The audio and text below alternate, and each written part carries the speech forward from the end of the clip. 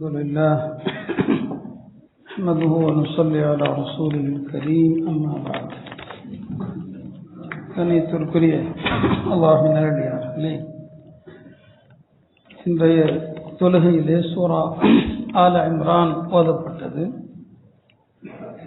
சூரா பக்ராவுக்கு அடுத்தபடியாக பல்வேறு சிறப்புகளை கொண்ட ஒரு அத்தியாயம் ஆல இம்ரான்.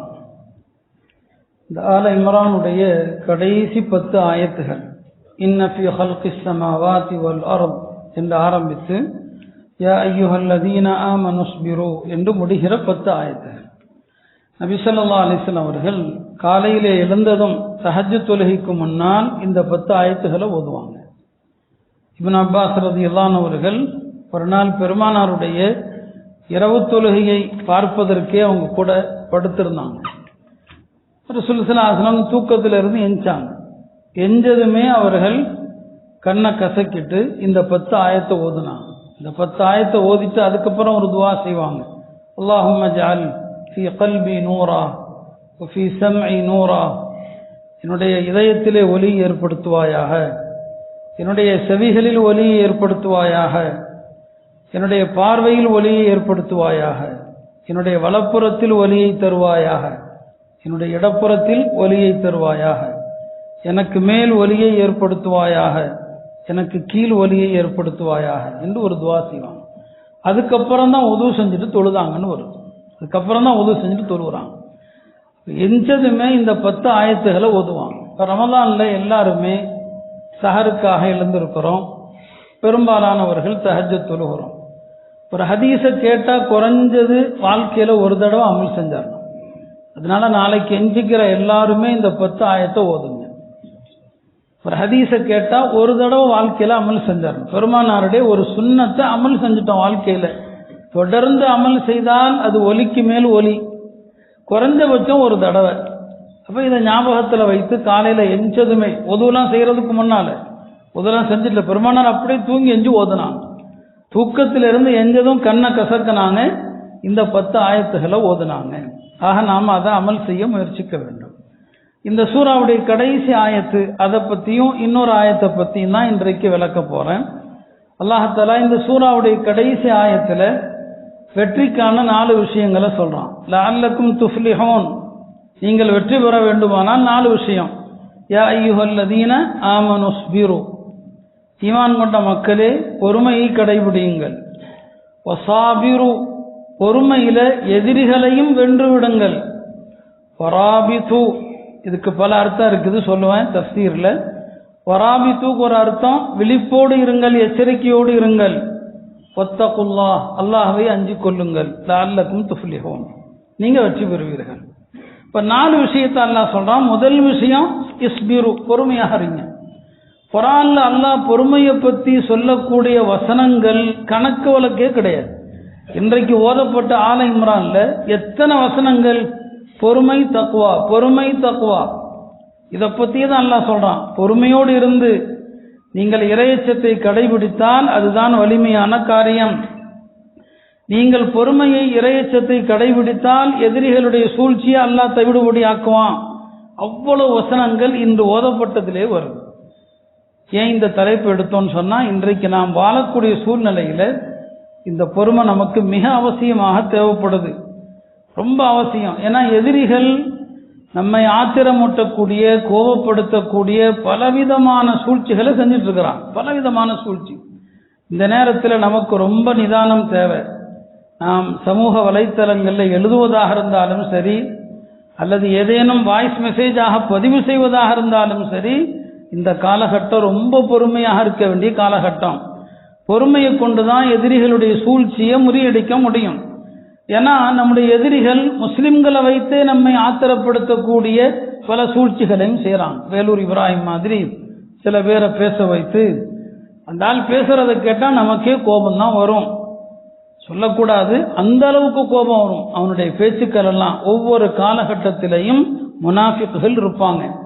அந்த முனாஃபிக்குடைய தோற்றத்தில் இருப்பவன் தான் இவன். பேர் இப்ராஹிம் அலைஹிஸ்ஸலாமுடைய பேரை வச்சுக்கிட்டு மோசமான வேலையை செய்யறான். அதை கேட்கிற யாருக்குமே கடுமையான ஒரு கோபம் வரத்தான் செய்யும். ஆனால் கட்டுப்படுத்தணும். ரசூல் ஸல்லல்லாஹு அலைஹி வஸல்லம் அவங்களுக்கே கூட கடுமையாக ஒரு முறை கோவப்பட்டாங்க. அது எப்போன்னு சொன்னா, உஹது போர்ல ஹஜ்ரத் ஹம்சா ரலியல்லாஹு அவர்கள் கொல்லப்பட்டிருக்கிறாங்க. அவங்க ரொம்ப கோரமான முறையில் கொல்லப்பட்டிருந்தாங்க. அவங்களுடைய ஈரக்கொலையெல்லாம் உருவப்பட்டிருந்துச்சு. பெருமானாருடைய பெரிய தந்தை அவங்க சிச்சா வேற, அதனால ஹம்சாவுடைய அந்த இறந்த பிணத்தை பெருமானாரால் பார்க்கவே முடியல. அவங்க முன்னால வந்து நின்று நபி ஸல்லல்லாஹு அலைஹி வஸல்லம் அவர்கள் ஹம்சா ரலியல்லாஹுடைய சிறப்புகளை எல்லாம் சொல்றாங்க. நீங்க எப்படிப்பட்ட நபர், நீங்க உங்களை இந்த பாவிகள் கொண்டு விட்டார்களே என்று சொல்லிவிட்டு ஒரு வார்த்தை சொன்னாங்க. அவ்வளவு ரஹமத்துக்குரிய பெருமானாரை விட பொறுமையாளர் யாருமே இல்லை. இப்ப சொன்னாங்க, உங்களை கொன்று விட்டார்கள், ஒருவேளை இந்த குறைஷிகள் என் கையில் சிக்கினால் உங்களுக்கு பதிலாக 70 பேரை கொல்லுவேன்னு சொன்னாங்க. உங்களுக்கு பதிலாக 70 பேரை கொல்லுவேன்னு சொன்னாங்க. இது அல்லாஹ் விரும்பினானான்னு சொன்னா இல்லை. அல்லாஹ் இதை ரசிச்சானா இல்லை. அல்லாஹ் சொன்னா, நபியே, ஒருவேளை பலிக்கு பலி வாங்குறதா இருந்தா கூட ஒருத்தருக்கு ஒருத்தர் தான், ஒரு ஆளை கொன்னதுக்கு ஒரு ஆளை தான் கொல்லலாம். நீங்க 70 பேருன்னு சொல்றீங்க. அது சம்பந்தம் ஒரு ஆயத்தை இறங்குச்சு. ஒயின் ஆகபத்தும், நீங்க பலிக்கு பலி தண்டிப்பதாக இருந்தால் நீங்க எவ்வளவு பாதிக்கப்பட்டீங்களோ அந்த அளவுக்கு பலிக்கு பலி வாங்கலாம். ஒரு ஆளுக்கு ஒரு ஆளு தான், அதுவும் கூடும். அடுத்து சொல்றான், ஒலையின் சபர்த்தும், நீங்க பலிக்கு பலி வாங்காமல் பொறுமையோடு இருந்தால் ஃபஹுவ கைருல் லிஸ்ஸாபிரீன், பொறுமையாளர்களுக்கு அதான் நல்லது. இப்போ அங்க ரசூல் ஸல்லல்லாஹு அலைஹி வஸல்லம் அவங்களுக்கு அல்லாஹ் வேண்டாம், பலிக்கு பலி வேண்டாம், பொறுமையை தான் அல்லாஹ் பெருமானாருக்கு கற்றுக் கொடுக்குறான். உஹது போர்க்களத்தினுடைய அந்த மைதானத்தில் ஹஜ்ரத் உமருடைய ஆட்சி காலத்தில் அபு உபைதா இப்னுல் ஜர்ராஹ் அவங்க ரோமர்களை எதிர்த்து ஒரு பெரிய போர்க்களத்தில் இருக்கிறாங்க. ரோமர்களுடைய படைகள் பல குழுக்களாக இருக்கிறாங்க. முஸ்லிம்களுக்கே ஒரு சின்ன பயம் வருது, என்னடா இது, நாம ஒரு சோதனையில் அகப்பட்டு கொண்டோமோ அப்படிங்கிற ஒரு கவலை வந்துருச்சு. அபு உபைதா அவர்கள் ஹஜ்ரத் உமருக்கு கடிதம் எழுதுறாங்க. இந்த ரோமர்களுடைய படைகள் அவங்களுடைய சூழ்ச்சிகளை பார்த்தா நாங்க ஒரு சிக்கல்ல மாட்டிக்கிட்டோமோன்னு எங்களுக்கு பயமா இருக்குதுன்னு சொல்லி உமர் ரலியல்லாஹு அன்ஹு அவர்கள் பதில்ல 3 விஷயம் தான் எழுதினாங்க. முதலாவது விஷயம் என்னன்னு சொன்னா, எந்த சோதனைக்கு பின்னாலும் அல்லாஹ் வெற்றியை எழுதாமல் இல்லை, நீங்க கவலைப்படாதீங்க, இந்த சோதனையில கடைசியில வெற்றி உங்களுக்கு தான் அப்படின்னு சொன்னாங்க. ரெண்டாவது சொன்னாங்க, முஸ்லிம்களுக்கு எந்த கஷ்டம் வந்தாலும் அதற்கு பிரதிபகாரமா அல்லாஹ் 2 மகிழ்ச்சியை கொடுக்காமல் இருப்பதில்லை. மூணாவது இந்த ஆயத்தை தான் ஓதுனாங்க. ஆல இம்ரானுடைய இந்த கடைசி ஆயத்தை, யா அய்யுஹல்லதீன ஆமனுஸ்பிரு வஸாபிரு வராபிது வத்தகுல்லாஹ லஅல்லக்கும் துஃப்லிஹூன் சொன்னாங்க. இந்த ஆயத்தை நீங்கள் பலமாக பிடித்துக் கொள்ளுங்கள், கண்டிப்பாக அல்லாஹ் உங்களுக்கு வெற்றியை தருவான்னு சொன்னாங்க. உலமாக்கள் சொல்லுவாங்க, கல்ப சலீம், இப்ராஹிம் அலைஹிஸ்ஸலாம் பத்தி அல்லாஹ் சொல்லுவான், அவங்களுடைய உள்ளம் தூய உள்ளம்னு சொல்லுவான். கல்ப சலீம், இந்த தூய உள்ளம் அது ஒரு மனுஷனுக்கு ஒரு முஸ்லிம் இடத்துல வரணும்னு சொன்னா 5 விஷயம் இருந்தா போதும், தூய உள்ளம் வந்துடும். தூய்மையான உள்ளத்திற்கான 5 விஷயங்கள். அதுல முதலாவது என்னன்னா சபுர் தான். முதலாவது தேவை பொறுமை. ஏன்னா வணக்க வழிபாடுகளுக்கு பொறுமை தேவை. நோன்பு வைக்கிறோம் இல்லையா, கிட்டத்தட்ட 14 மணி நேரம் பசி தாகத்தை அடக்கிறதுக்கு பொறுமை தேவை, வணங்குவதற்கு பொறுமை தேவை, பாவங்களை கைவிடுவதற்கு பொறுமை தேவை, துன்பங்களை தாங்கிறதுக்கு பொறுமை தேவை, மனிதர்களால் வரக்கூடிய இடர்பாடுகளை சகித்து கொள்ள பொறுமை தேவை. இப்போ கல்வ சலீமுக்கான முதல் பண்பு என்ன? உங்கள்கிட்ட பொறுமை வேண்டும். 2வது தொழுகை, 3வது துஆ, 4வது சதகா, 5வது திலாவத்துல் குர்ஆன். இந்த 5 விஷயம் உங்கள்கிட்ட இருந்தா உங்க கல்பு சுத்தமான இதயம், உங்க உள்ளம் சுத்தமான உள்ளம். இந்த 5 விஷயம், பொறுமை, தொழுகை, தர்மம், துஆ, குர்ஆன் ஓதுறது, இந்த 5ம் இருந்தால் அவருக்கு அல்லாஹ் தூய்மையான உள்ளத்தை கொடுத்திருக்கிறான். மறுமையில யார் தூய உள்ளத்தோடு வருவாரோ அவர்தான் வெற்றியாளர் என்று அல்லாஹ் திருமறையில சொல்லி காட்டுவான். எனவே அருமையானவர்களே, முஸ்லிம்கள் எல்லா காலத்திலையும் சோதிக்கப்பட்டாங்க. ஒரு முறை நபி ஸல்லல்லாஹு அலைஹி வஸல்லம் அவங்க சஹாபாக்களை பார்த்து சொன்னாங்க, மின் வராஇக்கும் அய்யாமுஸ் ஸபர், உங்களுக்கு பின்னால ஒரு கால மரபு இருக்குது, அந்த காலகட்டம் முஸ்லிம்கள் ரொம்ப ரொம்ப பொறுமையை கடைபிடிக்க வேண்டிய காலகட்டம். அந்த காலகட்டத்தில் ஒரு முஸ்லிம் தீனின் படி வாழ்வது நெருப்பு கங்க கையில வச்சிருக்கிற மாதிரின்னு சொன்னாங்க. நம்ம வாழ்ற காலகட்டம் அப்படிதான், தீனின் படி வாழ்றது நெருப்பு கங்க கையில வச்சிருக்கிற மாதிரி சொல்லிட்டு சொன்னாங்க. அன்றைக்கு அந்த குழப்பமான காலகட்டத்தில், பொறுமை ரொம்ப தேவைப்படுகிற அந்த காலகட்டத்தில் ஒரு முஸ்லிமுடைய ஒவ்வொரு வணக்கத்திற்கும் 70 பேருடைய நன்மை கொடுக்கப்படும் சொன்னாங்க. நீங்க இன்னைக்கு தொழுகிற இந்த தொழுகைக்கு 70 முஸ்லிம்களுடைய தொழுகை நன்மை கொடுக்கப்படும் சொன்னாங்க. இங்கதான் சஹாபாக்கள் ஒரு கேள்வி கேட்கிறாங்க. குழப்பமான காலகட்டத்தில் உங்களுடைய ஒவ்வொரு வணக்கத்திற்கும் 70 முஸ்லிம்களுடைய நன்மைன்னு சொன்னப்போ சஹாபாக்கள் கேட்டாங்க, எந்த 70 முஸ்லிம்கள்? அந்த நேரத்தில் வாழ்வாங்களே அந்த 70 முஸ்லிம்களுடைய நன்மையா அல்லது எங்களின் 70 முஸ்லிம்களுடைய நன்மையான்னு கேட்டாங்க. பெருமானார் சொன்னாங்க, சஹாபாக்களாகிய நீங்கள் உங்களில் 70 பேருடைய நன்மை அவங்களுக்கு தரப்படும் சொன்னாங்க. இன்னைக்கு நாம தொழக்கூடிய தொழுகைக்கு 70 சஹாபாக்களுடைய நன்மை. இன்னைக்கு நீங்க செய்யற தர்மத்திற்கு 70 சஹாபாக்கள் தர்மம் செஞ்ச நன்மை. ஏன்னா அவங்க வாழ்ந்த காலத்தை விட நம்ம சோதனையான காலம். அவங்களுக்கும் சோதனை வந்துச்சு. பெருமானார் இருக்கிறாங்க, வஹி நேரில் வருது, அவங்களுக்கு ஆறுதல் இருக்குது. நமக்கு என்ன ஆறுதல் இருக்குது? இன்னைக்கு நமக்கு வழிகாட்ட கூட ஆள் இல்லை. அவ்வளவு குழப்பமான காலகட்டம்.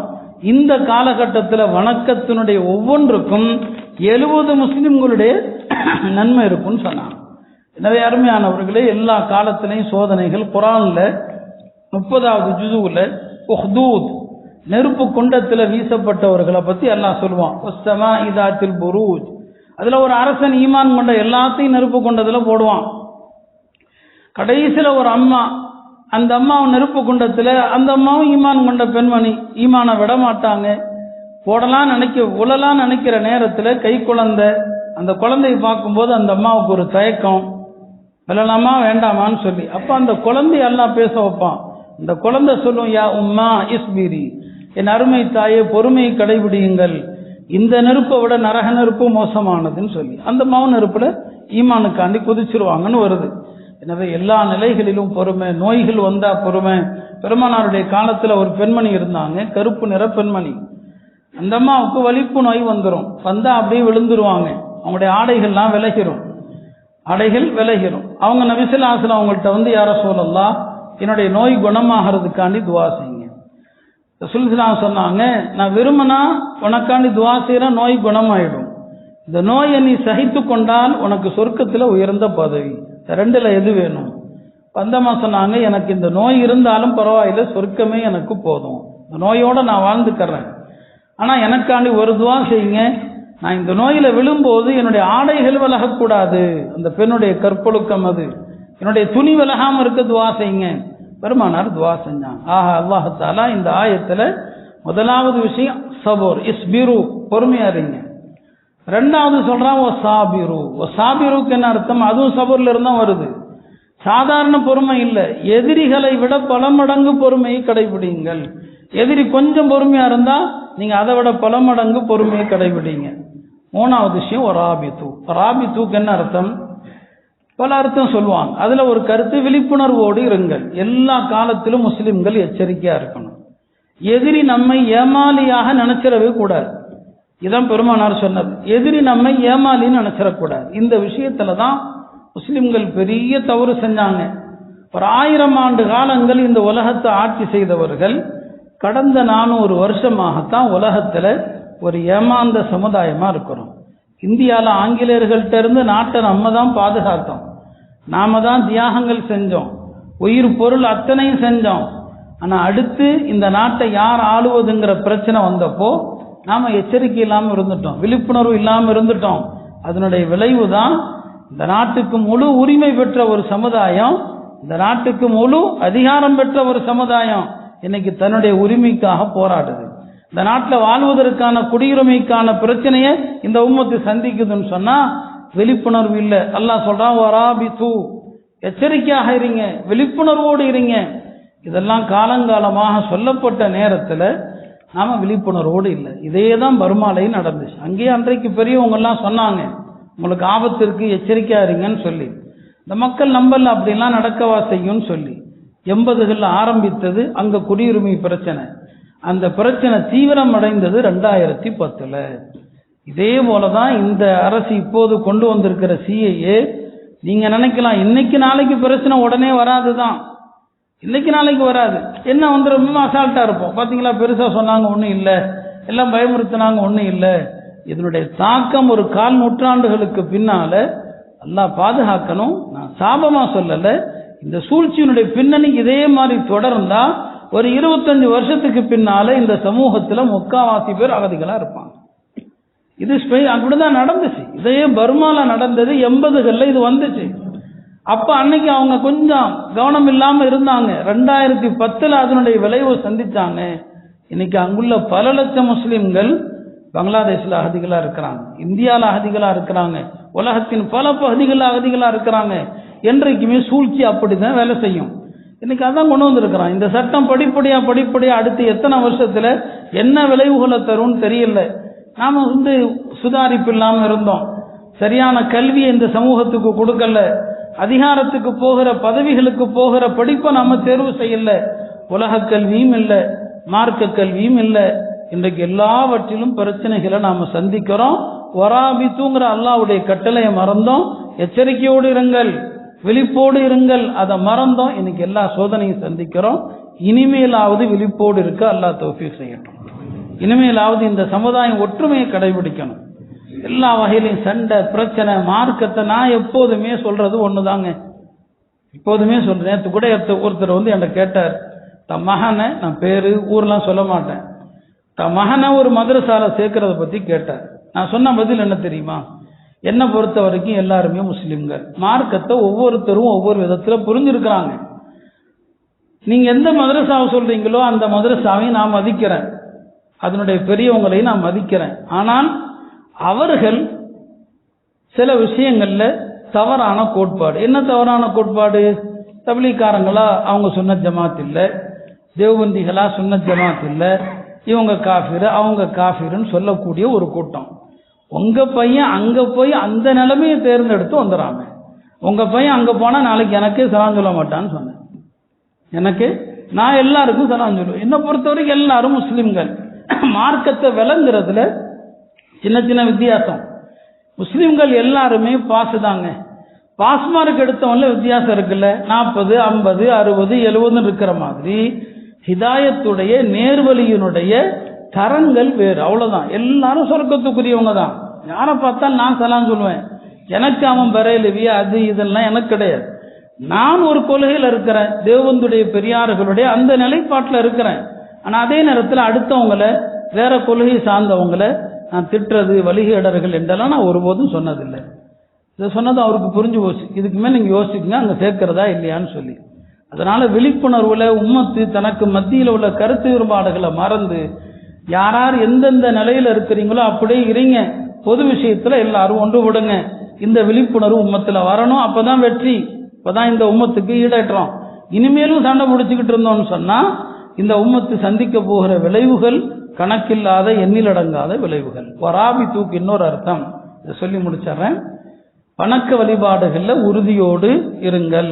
ராபி தூக்கு அர்த்தம் வணக்க வழிபாடுகள். அதுல ஒண்ணு என்னன்னா, பள்ளிவாசல்ல தங்குறதுக்கு பேரு வராபித்து, பள்ளியில தங்குங்கள். பள்ளியில தங்குறதுனா என்ன அர்த்தம்? பலமுறை சொல்லி இருக்கிறேன். ஒரு தொழுகைக்கு பிறகு இன்னொரு தொழுகை வரைக்கும் பள்ளியில உட்கார்றது பெரிய சிறப்பு. ஹதீஸ்ல அதை குறித்து ஏகப்பட்ட சிறப்பு வந்திருக்குது. ஒரு ஹதீஸ்ல நபி ஸல்லல்லாஹு அலைஹி வஸல்லம் சொன்னாங்க, 3 அமல்கள் தொழுகைக்கு பிறகு பள்ளியில உட்கார்றது. இப்போ அசர் தொழுதுட்டா மகரிப் வரைக்கும் பள்ளியில உட்காரணும், கொஞ்ச நேரம் தான். தொழுகைக்கு பிறகு பள்ளியில உட்கார்றது, பள்ளிக்கு நடந்து வர்றது, பொதுவை நிரப்பமா செய்யறது. இந்த 3 காரியத்தை யார் செய்வாரோ பெருமானார் சொன்னாங்க, ஆஷ பி ஹைர், அவர் வாழ்வும் நலமாக வாழ்வார். ஓ மாத்த பி ஹைர், மௌத்தானா நல்ல மௌத்தாவார். அவர் அன்று பிறந்த பாலகனை போல் மாறிவிடுவார். 3 விஷயம் தாங்க. பள்ளியில தங்கணும். ஒரு தொழுகைக்கு பிறகு இன்னொரு தொழுகை, யாருக்கு எந்த நேரம் சாத்தியமோ அந்த நேரம். பெரும்பாலும் அசர் டு மகரிப் கொஞ்ச நேரம் பள்ளியில உட்காரணும், பள்ளிக்கு நடந்து வரணும். 3வது அமல் ஒதுவ நிரப்பமா செய்யணும். இந்த 3ஐயும் செஞ்சீங்கன்னா ஆஷ பி ஹைர், வாழ்ந்தாலும் நலமான வாழ்வு, மரணித்தாலும் நலமான மரணம், அன்று பிறந்த பாலகனை போல் ஆகிவிடுவார் என்று பெருமானார் ஸல்லல்லாஹு அலைஹி வஸல்லம் அவர்கள் குறிப்பிட்டாங்க. இதுதான் இந்த ஆயத்தினுடைய விளக்கம்.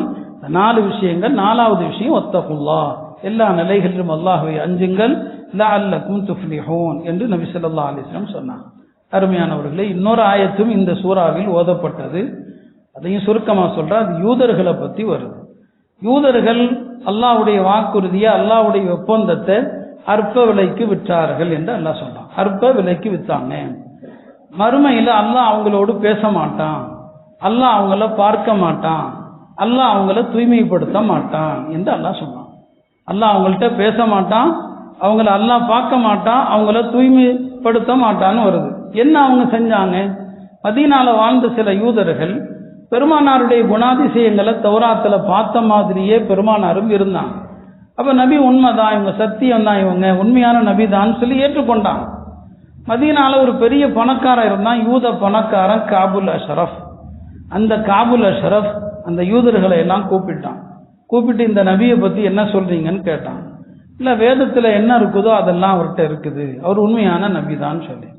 பவுன்சனா இனிமே நான் உங்களுக்கு 5 பைசா தரமாட்டேன்னு சொல்லிட்டான். உங்களுக்கெல்லாம் நான் காசு கொடுத்துட்டு இருந்தேன், இனிமே தர முடியாது. இப்படி சொன்னதான் தாமதம் உடனே அப்படியே வள்ளி அடிச்சிட்டான். இல்ல அவரு பொய்யருன்ட்டான். அவர் பொய்யரு, நாங்க தான் தப்பா வழங்கிக்கிட்டோம், உண்மையிலுமே தௌராத்துல சொல்லப்பட்ட நபி எவரு கிடையாதுன்னு உடனே மாறிட்டாங்க. அப்பதான் இந்த ஆயத்து இறங்குச்சு, இன்னல்லதீன யஷ்தரூன பிஅஹ்தில்லாஹி வ ஐமானிஹிம் ஸமனன் கலீலா. அல்லாஹ்வுடைய ஒப்பந்தத்தை, அல்லாஹ்வுடைய வாக்குறுதியை அற்ப விலைக்கு விற்றவர்கள் என்று இறங்குச்சு. இவங்கள அல்லாஹ் பேச மாட்டான், இவங்கள்ட்ட அல்லாஹ் பார்க்க மாட்டான், தூய்மைப்படுத்த மாட்டான். இந்த ஆயத்தை ஒட்டி நாம ஒரு விஷயத்தை தெரிந்து கொள்ளணும். சில பாவங்கள் இருக்குது, அந்த பாவத்தை செய்பவர்களை மறுமையில அல்லாஹ் பார்க்க மாட்டான், மறுமையில அல்லாஹ் அவர்களை தூய்மைப்படுத்த மாட்டான். அந்த பாவங்கள் எது? அதுல ஒரு பாவம் என்னன்னு சொன்னா, கரண்டைக்கு கீழ் ஆடை உடுத்துவது. கரண்டைக்கு கீழ் ஆடை யார் உடுத்துறாங்களோ மறுமையில அல்லாஹ் அவர்களோடு பேச மாட்டான், அவர்களை பார்க்க மாட்டான், அல்லாஹ் அவங்கள தூய்மைப்படுத்த மாட்டான். அப்ப ஆடை கரண்டைக்கு கீழே உடுக்காதீங்க. சிலருக்கு இயல்பாக இறங்கிடலாம், அது வேறு விஷயம். ஹஜ்ரத் அபூபக்கர் அவங்களுக்கு அப்படிதான் இருந்துச்சு. அவங்களுக்கு ஆடை வேஷ்டி உடுத்தாலும் இடுப்புல நிக்காது, கீழே இறங்கிரும். அவங்க அழுதாங்க, பெருமானார்ட்ட யார சொல்லலாம், கரண்டைக்கு கீழே ஆடை இழுத்து கொண்டு வரக்கூடியவர்களை பத்தி கடுமையா சொல்றீங்களே, எனக்கு இயல்பாகவே கீழே வந்துடுது. அபூபக்கரே, நீங்கள் அதுல கட்டுப்பட்டவர் இல்லைன்னு சொன்னாங்க. இப்ப நாம என்னங்க ஆடையை இழுக்கக்கூடாது. பெருமானார் ஆண்களுக்கு சொன்னாங்க, ஆண்களுடைய ஆடை சுன்னத்து எவ்வளவுன்னு சொன்னா, நம்முடைய கணுக்கால பாதி வரைக்கும் மேல தூக்கி இருக்கணும், பாதி வரைக்கும் மேல இருக்கணும், அப்படிதான் உடுத்தணும். சரி, கொஞ்சம் கீழே இறக்கலாம், ஆனா கரண்டையை தொற்றக்கூடாது, கரண்டையை தொற்றக்கூடாது. இந்த சட்டத்தை ஆண்களுக்கு சொன்ன போது பெருமானார் காலத்தினுடைய பெண்கள்கிட்ட எவ்வளவு பெரிய தீன் இருந்துச்சு பாருங்க. அவங்க கேட்கிறாங்க, யார சொல்லலாம், இந்த சட்டம் எங்களுக்கும் பொருந்துமான்னு கேட்கிறாங்க. இந்த சட்டம் எங்களுக்கும் பொருந்துமா? பெண்களுக்கு அந்த சட்டம் என்னங்க, இல்ல நீங்க ஆடையை கீழே இறக்கி கொள்ளுங்கள் அப்படின்னு சொன்னாங்க.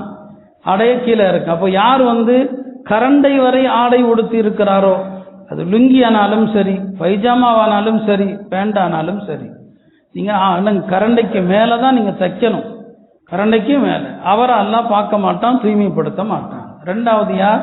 செய்த உபகாரத்தை சொல்லி காட்டுபவர். மூணாவது யார்? ஒரு வியாபாரத்துல பொய் சத்தியம் செஞ்சு பொருளை விற்கிறது, பொய் சத்தியம் பண்ணி வாங்கினது 10 ரூபா கொடுத்து வாங்கியிருப்பார், 20 ரூபா கொடுத்து வாங்கினேன்னு சொல்றது, இந்த மாதிரி பொய் சத்தியம் பண்ணி விற்கிறவன் இவர்கள் என்று சொன்னான். இன்னும் பல ஹதீசுகள்ல மறுமையில அல்லாஹ் யாரையெல்லாம் பார்க்க மாட்டான் என்பதுல பெற்றோரை வெறுப்பவன், பெற்றோரை ஒதுக்கி வைப்பவன், ஆண்களுக்கு ஒப்பாக நடக்கிற பெண்கள், ஆண்களை போல் தலை சீவிக் கொள்வது, ஆண்களை போன்று உடையுடுத்திக் கொள்வது, இந்த பெண்களையும் மறுமையில அல்லாஹ் பார்க்க மாட்டான் இவர்களை. மூணாவது, தன்னுடைய குடும்ப பெண்கள் அந்நிய ஆண்களிடத்துல பழகிற விஷயத்துல ரோஷம் இல்லாமல் நடக்கிறவன், தய்யூஸ். தன்னுடைய மகள், தன்னுடைய மனைவி, தன்னுடைய சகோதரி, இவங்கெல்லாம் அந்நிய ஆண்கள்கிட்ட சகஜமா பேசுறாங்க, பழகுறாங்க. இதை கண்டு வீட்டில் உள்ள ஆம்பளை கண்டுக்க மாட்டிருக்கிறான், பேசாம இருக்கிறான். இவனுக்கு ஹதீஸ்ல தய்யூஸ், ரோஷம் இல்லாதவன். அவ தன்னுடைய குடும்பத்து பெண்கள் விஷயத்துல ரோஷம் இல்லாமல் எந்த ஆம்பளை இருக்கிறானோ மறுமையில அல்லாஹ் அவனை பார்க்க மாட்டான்னு சொன்னான். தன்னுடைய மனைவியின் பின்துவாரத்துல யார் உறவு கொள்கிறானோ மறுமையில அல்லாஹ் அவனை பார்க்க மாட்டான்னு சொன்னான்.